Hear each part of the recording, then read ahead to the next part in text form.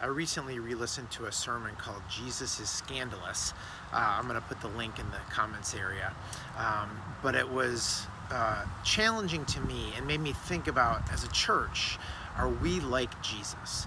And am I like Jesus? Are you like Jesus? And let me give you a few examples from the sermon.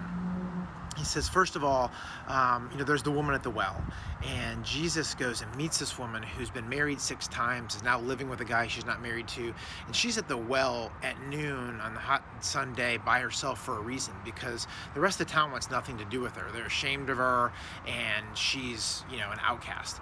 And so that's the person Jesus goes to, a Samaritan woman with all this background history. That's who he goes to and announces his ministry to her. Another example is Matthew, the tax collector. Again, ostracized by his community, his own family, and he has sold out the Jewish people for his own wealth and benefit. Another one is this leprous man who comes to Jesus and says, "Will you heal me?" And at this point, Jesus has healed plenty of people from a distance or by touching them or saying something, but he specifically reaches out and touches this man. Jesus is becoming unclean in the process to heal him and show compassion that no one else is willing to touch you, but I'm willing to touch you because I love you and I value you. And, lepers at that time had to live outside the city. They had to yell unclean if anybody got near them. And Jesus has compassion on this person. And then finally, he's at a dinner at a Pharisee's house, and this woman who's likely a prostitute comes in just to worship him and to love him and thank him, and she's crying tears and washing his feet with her tears and her hair and with this perfume she has, and it's just this scandalous scene, if you can imagine.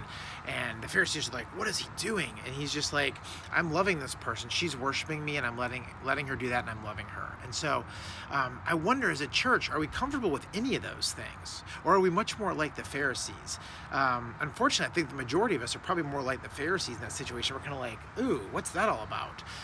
And so we're really not like Jesus. And so what does that look like for us today? Well, it's probably different than those examples. But it might be getting to know someone from a different religion and really understanding them and, enjoying them and having friendship with them and understanding, hey, we have differences, but I still love you. It might be someone from a different gender persuasion, or even someone that's had a gender change, and saying like, hey, I just want to love you for who you are. It might be somebody that is from a different political party than us. It might be somebody that is from a different race than us, especially if it's a minority race here in the States or wherever you live, that we get to know people who are different than us and have had different life experiences as us, and we can have compassion and understanding for what's been a struggle in their life, and they can do the same for us. And so that's my challenge and encouragement to all of us, myself included, is how are we looking like the church? Because in response to Jesus saying to someone, "Love your neighbor as yourself," the person said, "Well, who is my neighbor?" And Jesus didn't say, "Well, it's the guy across the street, like my friend Tommy here." No, he's easy to love because he looks like me, thinks like me, has the same socioeconomic class like me. He's easy to love. But what about the person that doesn't look like me? And basically Jesus said it's your enemy.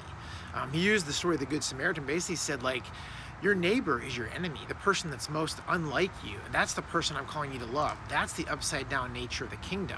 And that's what Jesus is coming to do. That's how radical he is. And he was scandalous and he's radical.